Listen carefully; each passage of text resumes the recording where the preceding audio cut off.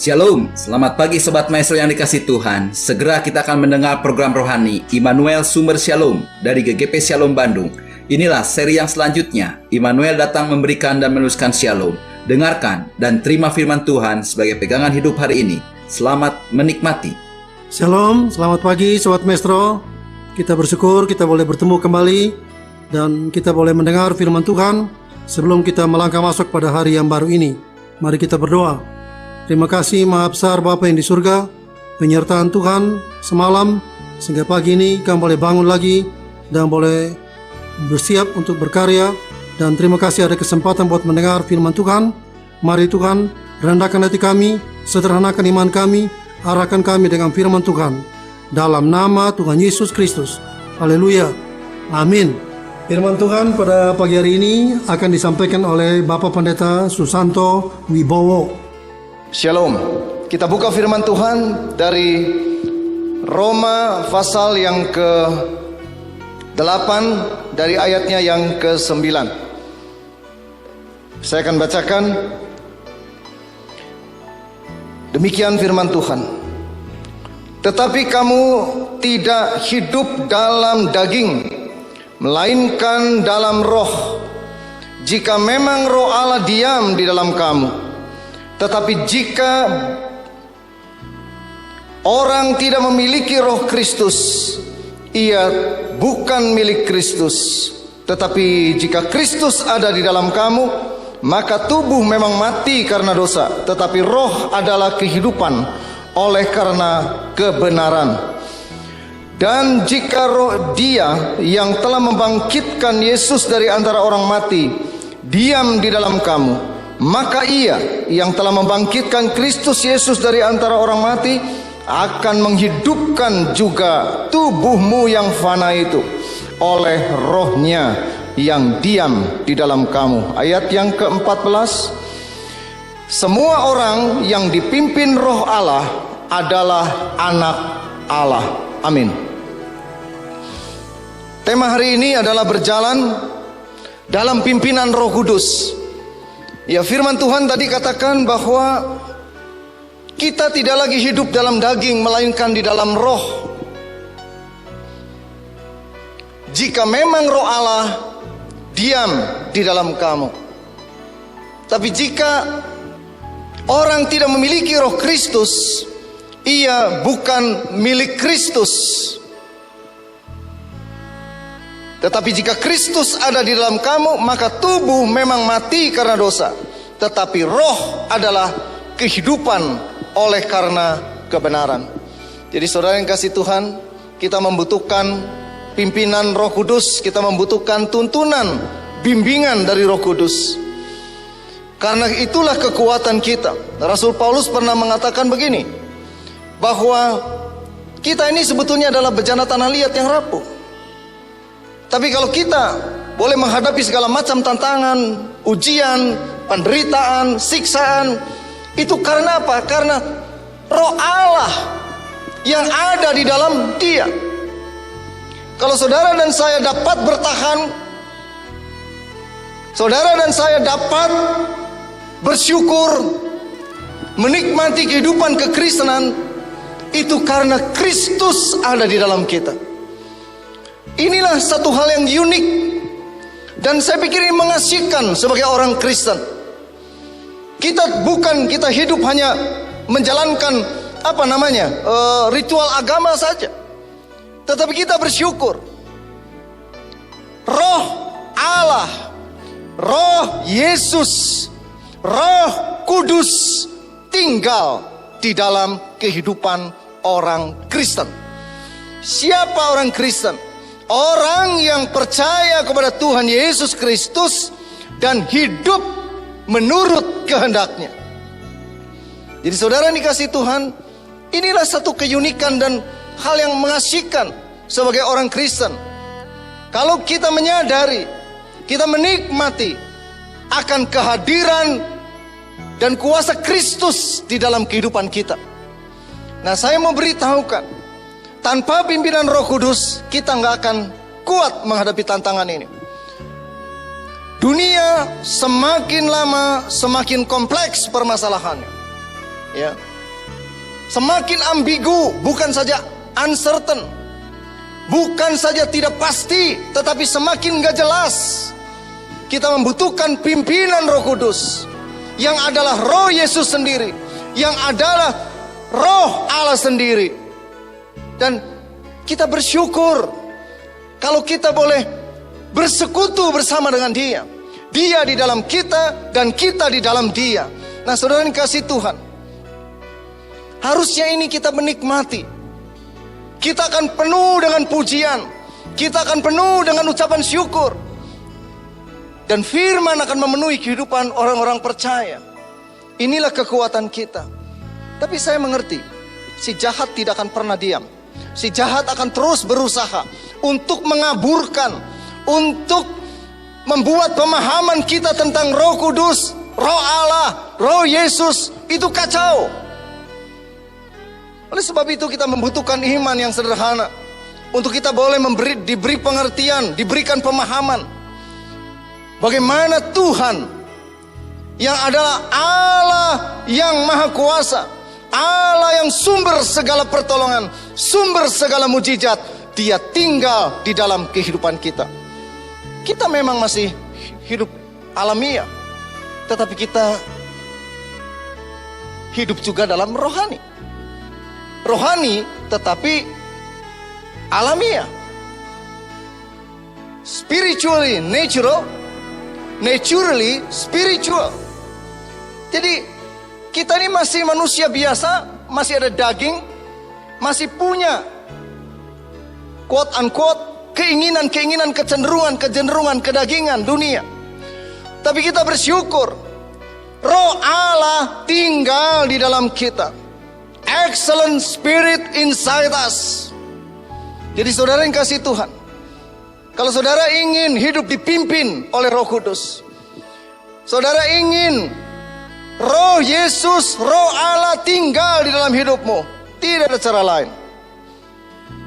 Saudara harus bertobat. Karena dengan pertobatan saudara akan mendapat pengampunan. Saudara harus percaya, terima Yesus sebagai Tuhan dan Juru Selamat pribadimu. Maka Dia tinggal di dalam hidupmu. Kalau saudara pengen mau dipimpin oleh Roh Kudus, maka bertobatlah dan percayalah. Saudara akan mendapatkan keselamatan, sekaligus Roh Kudus dimeteraikan dalam hidup saudara. Nah, union with Christ indah sekali. Ada satu persekutuan dengan Kristus, persekutuan dengan Allah, persekutuan dengan Roh Kudus. Itu hanya dimungkinkan dengan pertobatan dan sungguh percaya. Terima Yesus sebagai Tuhan dan Juru Selamat pribadimu. Dari saudara yang kasih Tuhan, karunia Roh Kudus diberikan, Roh Kudus dimeteraikan, yang merupakan down payment, bagian keselamatan yang kita akan terima secara utuh. Jadi oleh sebab itu saudara yang kasih Tuhan, saudara yang disayangi Tuhan, saya ingin katakan, kita ini disayangi Tuhan. Dia begitu mengasihi kita. Maka kalau kita sudah sungguh percaya sebagai orang-orang Kristen, hayati, nikmati akan kehadiran Roh Kudus di dalam hidup kita. Karena dengan itulah kita akan bisa memahami, mengerti bahwa kita tidak berjalan sendirian. Sekali lagi, di depan sana semakin gak jelas, dalam bisnis gak jelas, dalam pelayanan gak jelas. Dengan terjadinya pandemi kita muncul ada WFH, ada pelayanan online yang sebelumnya kita tidak pernah membayangkan akan hal itu. Tapi ini semua dengan proses yang cepat. Sadari, hayati, nikmati bahwa Kristus tinggal di dalam kita. Kristus tinggal di dalam saudara. Roh Kudus tinggal di dalam saudara. Firman-Nya berkata, atau tidak tahukah kamu bahwa tubuhmu adalah bait Roh Kudus? Tidak tahukah kamu bahwa kamu adalah bait Allah? rumah Allah, rumah Roh Kudus yang diam tinggal di dalam kamu. Nah, saudara, kalau Roh Kudus tinggal di dalam kita, maka seharusnya kita sangat menghargai akan hal itu. Karena saudara dan saya yang seharusnya mati karena dosa, tapi Dia ganti kita, dan Dia bayar dengan harga yang mahal. Dia rela mati untuk saudara dan saya. Sudah selayaknya lah hidup kita adalah untuk kemuliaan Dia. Hidup kita semakin dipimpin oleh Roh Kudus. Kita ditenggelamkan di dalam Roh Kudus. Kita di dalam Roh Kudus. Kita di dalam Kristus. Dia di dalam kita. Ditenggelamkan. Maka hidup kita harus semakin kudus. Rasul Paulus bicara pada sidangnya di Korintus. Hei, tidak tahukah saudara bahwa saudara adalah bait Roh Kudus yang diam di dalam kamu? Jangan hidup di dalam ketidakbenaran. Itu firman-Nya. Karena di ayat sebelumnya itu bagaimana hidup di dalam ketidakbenaran, dalam penyimpangan. Tapi diingatkan, nah saudara, hari ini kita membutuhkan pimpinan Roh Kudus. Dan Dia sudah ada di dalam kita. Dia sudah ada di dalam saudara. Selayaknya lah kalau kita belajar terus akan firman Tuhan, supaya hidup kita semakin layak melakukan kehendak-Nya. Karena kita dibenarkan, kita sudah dibenarkan oleh karena penebusan Dia di kayu salib. Nah saudara yang kasih Tuhan, muliakanlah Allah dengan tubuhmu. Jadi kita harus ditenggelamkan. Orang yang berjalan atau hidup dalam pimpinan Roh Kudus, dia akan direndam. Apa ya direndam? Ditenggelamkan di dalam Kristus. Artinya apa? Saudara harus memiliki karakter Kristus. Yohanes Pembaptis pernah berkata begini, kalau aku membaptis dengan air, tapi Yesus akan membaptis kamu dengan roh dan api. Nah saudara yang kasih Tuhan, kita harus ditenggelamkan. Ada kata baptis itu dari baptiso, jadi dibaptis dan dipenuhi Roh Kudus. Bagaimana supaya kita bisa dipenuhi Roh Kudus? Syarat yang paling penting adalah harus connect. Waktu saya mau charge handphone, maka saya connect dengan powernya. Dan Dia adalah power yang ada di dalam kita. Hendaklah kita dipenuhi dengan Roh Kudus. Bahkan Rasul Paulus memberikan satu comparison, satu perbandingan. Firman-Nya berkata begini, dan janganlah kamu mabuk oleh anggur, karena anggur menimbulkan hawa nafsu, tetapi hendaklah kamu penuh dengan roh. Kenapa di-compare seperti ini? Antara mabuk anggur dengan dipenuhi Roh Kudus. Saudara perhatikan, kalau orang mabuk, kesannya itu jadi orang pemberani. Kenapa pemberani? Tanda kutip, karena dia dikuasai oleh alkohol yang ada di dalam minuman anggur ini. Nah, orang yang dipenuhi dengan alkohol, dia tidak dapat menguasai dirinya, no control, dan alkohol inilah yang mengontrol daripada orang tersebut. Nah, kalau saudara dipenuhi dengan Roh Kudus, maka kita dipenuhi dengan Kristus, dipenuhi dengan kepenuhan Allah, membuat kita meluap-luap dengan kasih Kristus, meluap-luap dengan kepenuhan Kristus, sehingga perkataan kita adalah perkataan firman yang keluar. Orang mabok perkataannya ngaco, Orang mabuk dengan anggur itu perkataannya mengaco dan tidak menguasai diri. Tetapi kalau saudara dan saya dipenuhi dengan Roh Kudus, kita akan mempunyai penguasaan diri. Karena itu adalah salah satu buah dari Roh Kudus.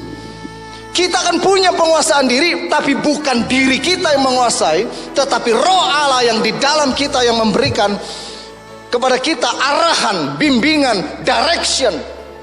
Jadi orang yang dipenuhi Roh Kudus akan memberikan direction, bimbingan, tuntunan dalam kehidupan orang yang dipenuhi Roh Kudus. Nah, ciri-ciri orang yang dipenuhi Roh Kudus, perkataannya, dari pola pikirnya, dalam pola perkataannya dan tindakannya akan sesuai dengan firman Tuhan. Hatinya, mulutnya akan penuh dengan pujian, akan penuh dengan ucapan syukur. Dan orang yang dipenuhi oleh Roh Kudus semakin lama akan menjadi seperti Kristus. Dia akan semakin rendah hati, semakin rendah hati, karena dia menyadari kekuatan yang aku punya bukan kekuatanku sendiri, tapi karena Kristus yang ada di dalam aku. Nah, saudara yang kasih Tuhan, maka muncullah akan hasilnya buah-buah Roh Kudus. Itulah orang yang dipenuhi dengan Roh Kudus. Jadi saudara yang kasih Tuhan, orang yang dipenuhi Roh Kudus, maka namanya itu keinginan, kecenderungan, kedagingan akan semakin berkurang dan semakin lenyap. Orang yang dipimpin oleh Roh Kudus semakin lama menjadi serupa dengan Kristus. Hidupnya akan terus diarahkan mau tunduk dan taat kepada Roh Kudus, taat tanpa syarat. Jadi saudara yang kasih Tuhan, firman Tuhan katakan, ya tadi saya katakan bahwa kalau Yohanes itu membaptis dengan air, tapi Yesus itu membaptis dengan roh dan api. Dan dia tinggal di dalam kita. Bagian kita masuk. Baptiso itu ditenggelamkan, direndam oleh firman di dalam Kristus. Namun saya ingin beritahukan kepada saudara, jangan kita puas kalau kita sudah percaya dan kita sudah merasa sudah diselamatkan. Tapi izinkan supaya Roh Kudus memproses hidupmu. Orang yang dipimpin oleh Roh Kudus, maka dia akan memberi dirinya untuk diproses Roh Kudus. Seorang hambanya berkata begini, cheap grace is grace without cross. Anugerah yang murah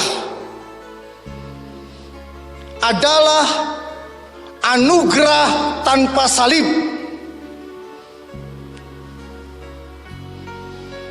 Kristus sudah menderita, sangat menderita. Bahkan dia rela mati ganti saudara dan saya. Kalau Roh Kudus mau proses hidupmu, biarlah dia membentuk hidupmu supaya menjadi serupa dengan Kristus. Percaya, sesuai dengan firman Tuhan, apapun yang terjadi dalam kehidupan saudara adalah untuk kebaikanmu. Jika saudara mengasihi Tuhan dan menyesuaikan diri dengan rencana Tuhan. Jadi saudara yang kasih Tuhan, bagian kita belajar untuk mentaati. Waktu proses itu terjadi,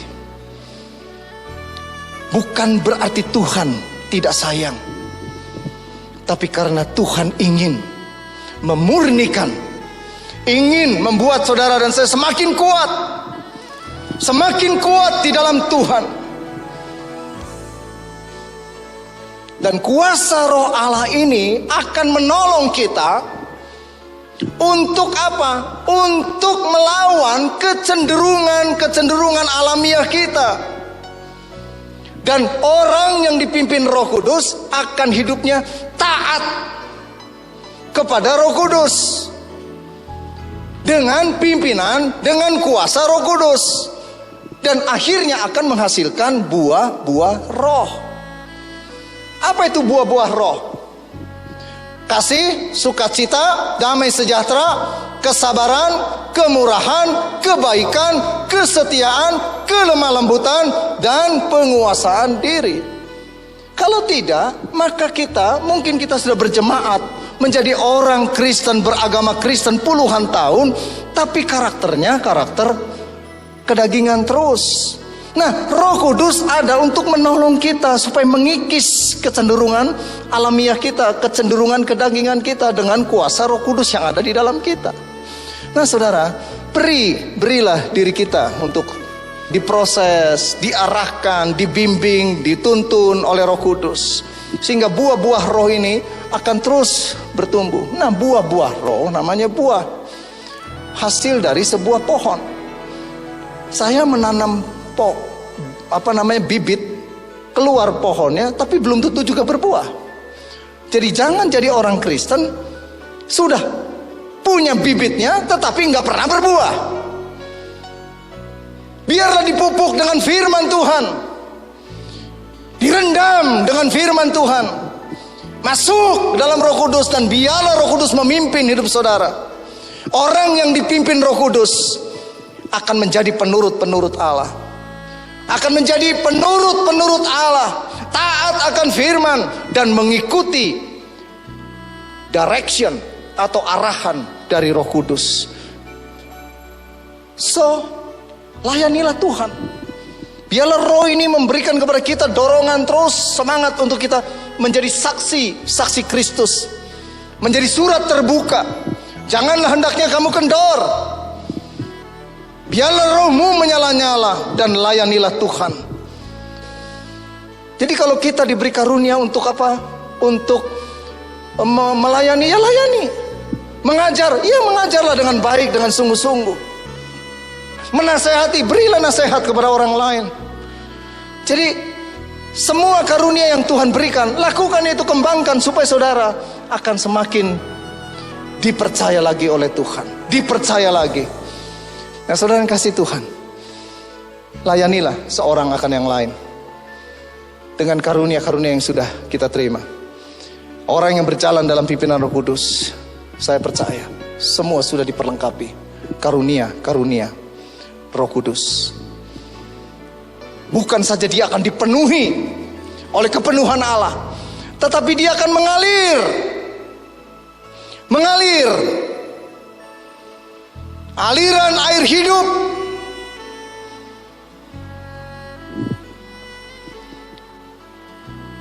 Saudara, tidak ada yang dapat memuaskan hidup saudara. Saudara mau kejar apapun di dunia ini, mau kebanggaan diri, mau uang yang banyak, tidak akan ada yang memuaskan saudara. Hanya Kristus yang dapat memuaskan engkau. Hanya Kristus yang dapat memuaskan engkau. Firman-Nya berkata begini, barang siapa haus, baiklah ia datang kepadaku dan minum. Barang siapa percaya kepadaku, seperti yang dikatakan oleh kitab suci, dari dalam hatinya akan mengalir aliran air hidup. Percaya. Kalau saudara dipenuhi dengan kepenuhan Allah, dipenuhi dengan firman Allah, dipenuhi dengan Roh Kudus, maka saudara tidak akan tahan, maka itu akan mengalir. Saudara penuhi firman, akan mengalir firman. Kalau dipenuhi Roh Kudus, saudara akan penuh dengan sukacita. Kata-kata saudara akan semakin membangun. Mulut saudara akan penuh dengan puji-pujian. Percaya. Dan orang yang dipenuhi dengan Roh Kudus akan mengalami itu, karena Roh Kudus sudah dicurahkan, outpouring, dan dia sudah tinggal di dalam hidupmu, indwelling, dan dia akan mengalir keluar, outflowing, melalui hidup saudara dan saya. Nama Tuhan akan ditinggikan dan dimuliakan. Amin. Tuhan memberkati. Mari kita berdoa. Terima kasih Maha Besar Bapa yang di surga, Tuhan telah berbicara, Tuhan telah berfirman. Biarlah Tuhan juga yang menyempurnakan, meneguhkan, dan membenarkan setiap firman yang telah kami dengar pada pagi hari ini. Dan Tuhan sendiri juga yang memimpin kami dalam seluruh kegiatan kami pada hari ini. Tuhan memberkati semua yang telah mendengar pada pagi hari ini. Yang sakit Tuhan sembuhkan, yang lemah Tuhan kuatkan, yang ragu-ragu Tuhan mantapkan. Ada masalah-masalah dalam rumah tangga, dalam usaha dan pekerjaan, Tuhan pimpin keluar yang satu kemenangan. Tuhan memberkati juga Radio Maestro dengan segala pergumulannya, sehingga melalui radio ini nama Tuhan boleh dipermuliakan. Dalam nama Tuhan Yesus Kristus. Haleluya. Amin. Kita telah mendengarkan firman Tuhan yang berkuasa, meneguhkan, menyegarkan, bahkan memulihkan kita. Kalau saudara ingin pelayanan konsultasi lebih lanjut, saudara bisa menghubungi GGP Shalom, Jalan Semar nomor 36 Bandung, telepon 6012-604. Saudara-saudara yang belum mengambil keputusan di mana saudara akan hidup berjemaat, saudara dan keluarga bisa berbakti bersama kami pada hari Minggu, jam 7, jam 9 pagi, dan setengah 5 sore. Kami mengundang dan menanti saudara sampai bertemu kembali pada waktu dan gelombang yang sama. Tuhan memberkati.